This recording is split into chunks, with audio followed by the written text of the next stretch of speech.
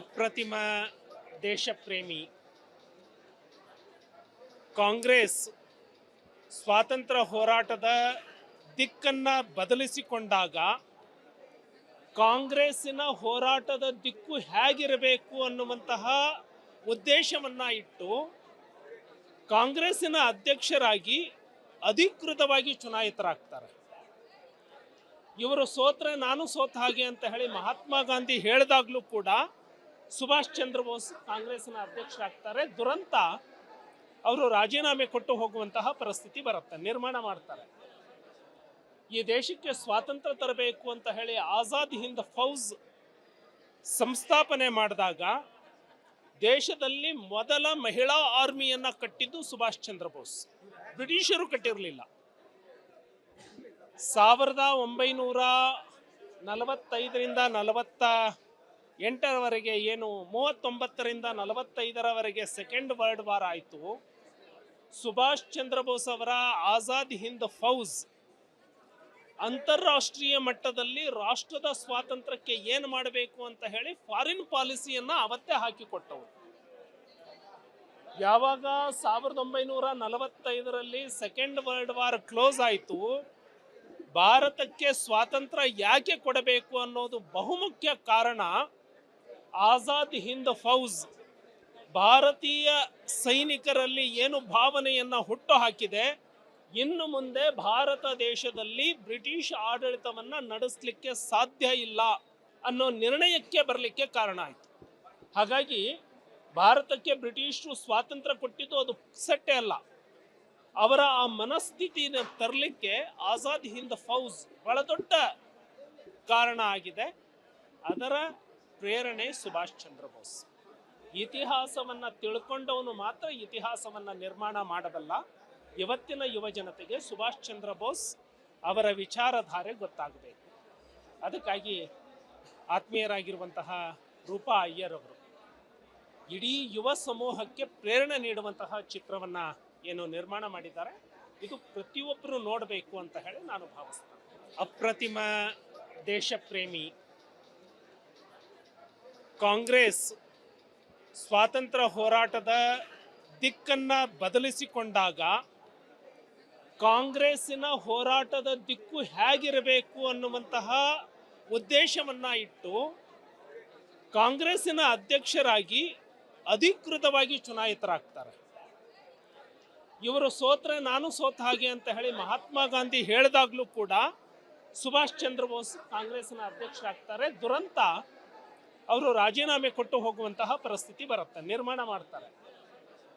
ಈ ದೇಶಕ್ಕೆ ಸ್ವಾತಂತ್ರ್ಯ ತರಬೇಕು ಅಂತ ಹೇಳಿ ಆಜಾದ್ ಹಿಂದ್ ಫೌಜ್ ಸಂಸ್ಥಾಪನೆ ಮಾಡಿದಾಗ ದೇಶದಲ್ಲಿ ಮೊದಲ ಮಹಿಳಾ ಆರ್ಮಿಯನ್ನ ಕಟ್ಟಿದ್ದು ಸುಭಾಷ್ ಚಂದ್ರ ಬೋಸ್, ಬ್ರಿಟಿಷರು ಕಟ್ಟಿರಲಿಲ್ಲ. 1945ರಿಂದ 48ರವರೆಗೆ ಏನು 39ರಿಂದ 45ರವರೆಗೆ ಸೆಕೆಂಡ್ ವರ್ಲ್ಡ್ ವಾರ್ ಆಯಿತು.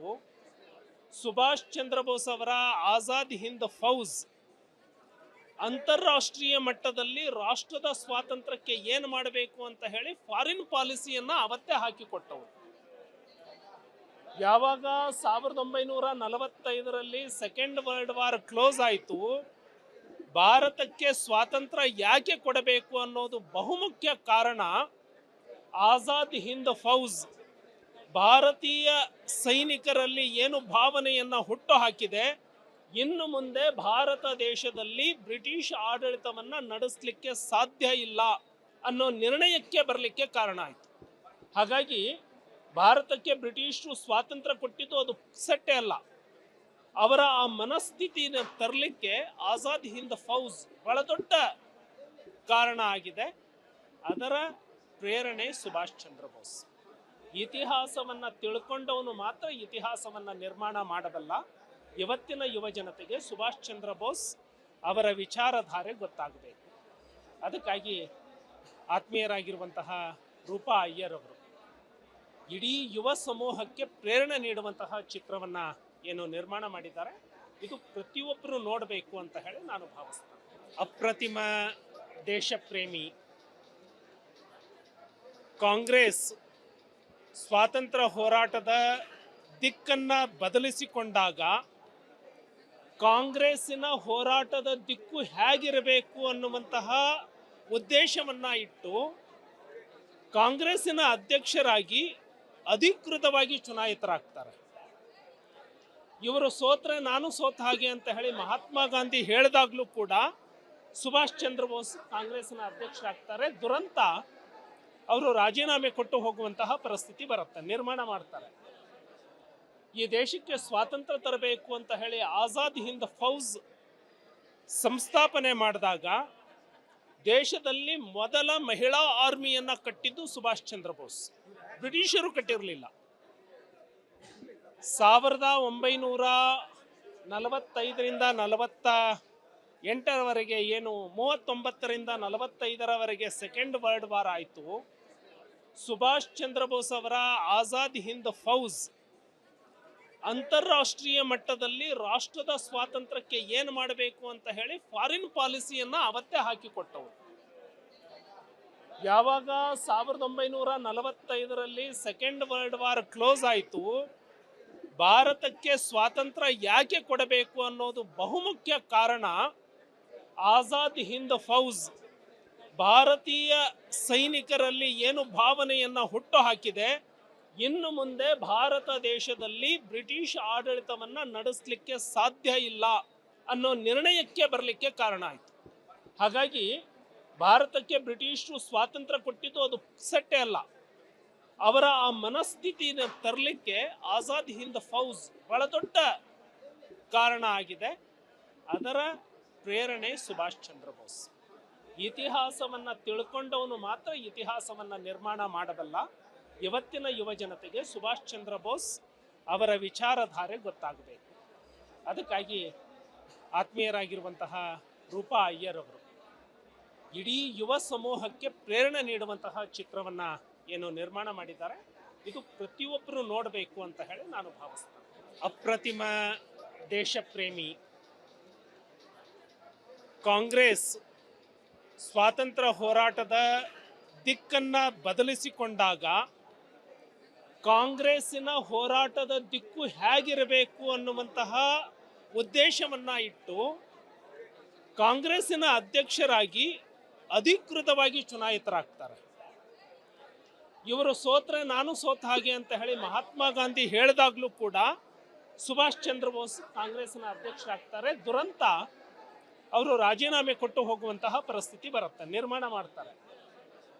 ಈ ದೇಶಕ್ಕೆ ಸ್ವಾತಂತ್ರ್ಯ ತರಬೇಕು ಅಂತ ಹೇಳಿ ಆಜಾದ್ ಹಿಂದ್ ಫೌಜ್ ಸಂಸ್ಥಾಪನೆ ಮಾಡಿದಾಗ ದೇಶದಲ್ಲಿ ಮೊದಲ ಮಹಿಳಾ ಆರ್ಮಿಯನ್ನ ಕಟ್ಟಿದ್ದು ಸುಭಾಷ್ ಚಂದ್ರ ಬೋಸ್, ಬ್ರಿಟಿಷರು ಕಟ್ಟಿರಲಿಲ್ಲ. 1945ರಿಂದ 48ರವರೆಗೆ ಏನು 39ರಿಂದ 45ರವರೆಗೆ ಸೆಕೆಂಡ್ ವರ್ಲ್ಡ್ ವಾರ್ ಆಯಿತು. ಸುಭಾಷ್ ಚಂದ್ರ ಬೋಸ್ ಅವರ ಆಜಾದ್ ಹಿಂದ್ ಫೌಜ್ ಅಂತಾರಾಷ್ಟ್ರೀಯ ಮಟ್ಟದಲ್ಲಿ ರಾಷ್ಟ್ರದ ಸ್ವಾತಂತ್ರ್ಯಕ್ಕೆ ಏನು ಮಾಡಬೇಕು ಅಂತ ಹೇಳಿ ಫಾರಿನ್ ಪಾಲಿಸಿಯನ್ನ ಅವತ್ತೇ ಹಾಕಿಕೊಟ್ಟವು.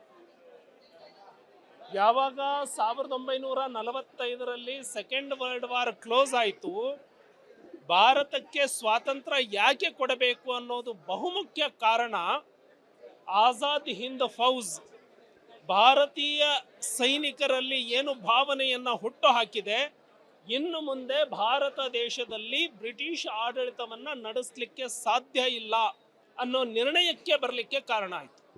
ಹಾಗಾಗಿ ಭಾರತಕ್ಕೆ ಬ್ರಿಟಿಷರು ಸ್ವಾತಂತ್ರ್ಯ ಕೊಟ್ಟಿದ್ದು ಅದು ಸೆಟ್ಟೆ ಅಲ್ಲ, ಅವರ ಆ ಮನಸ್ಥಿತಿನ ತರಲಿಕ್ಕೆ ಆಜಾದ್ ಹಿಂದ್ ಫೌಜ್ ಬಹಳ ದೊಡ್ಡ ಕಾರಣ ಆಗಿದೆ. ಅದರ ಪ್ರೇರಣೆ ಸುಭಾಷ್ ಚಂದ್ರ ಬೋಸ್. ಇತಿಹಾಸವನ್ನ ತಿಳ್ಕೊಂಡವನು ಮಾತ್ರ ಇತಿಹಾಸವನ್ನ ನಿರ್ಮಾಣ ಮಾಡಬಲ್ಲ.